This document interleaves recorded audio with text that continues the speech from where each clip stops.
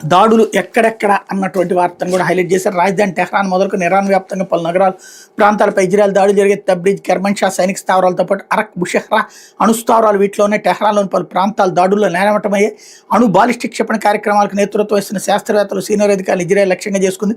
Natanz అణుశుద్ధి కర్మాగారంపై దాడులను అంతర్జాతీయ అణు ఇంధన సంస్థ ధృవీకరించింది.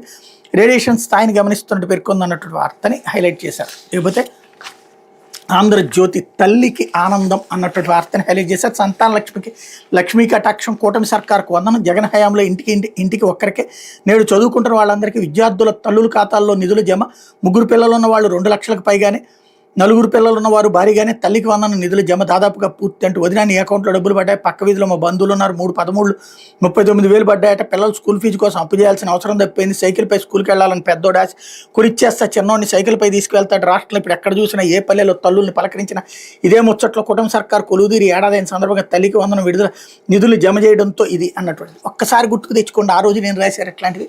ఇది హైలైట్ చేయకపోగా ఎవడబ్బా సొమ్మనిస్తున్నాడు, రాష్ట్రం శ్రీలంకగా మారిపోతుంది, వెనిజులాగా మారిపోతుంది, దారుణంగా తయారైపోతుంది, దోచిపెడుతున్నారు, అప్పులు చేసి తెస్తున్నారు అన్నట్టు. ఇప్పుడు ఏమైనా సంపద సృష్టించి తెచ్చారా? ఇప్పుడు కూడా అప్పు చేసినే కదా తెచ్చింది. ఇప్పుడు ప్రజలందరూ ఆనందంతో ఉన్నారు, సంబరాలు చేసుకుంటున్నారు, సంతోషంతో ఉన్నారు. తేడా అదే. అప్పుడు మంచిదే, ఇప్పుడు మంచిదే. పిల్లలకి విద్యకి సంబంధించినటువంటి. కానీ అప్పుడు దుర్మార్గం, ఇప్పుడు సన్మార్గం అని రాయడం ద్వారా వీళ్ళ నీచ జర్నలిజం అనేటటువంటి దాన్ని మరొకసారి నిరూపించుకున్నారు.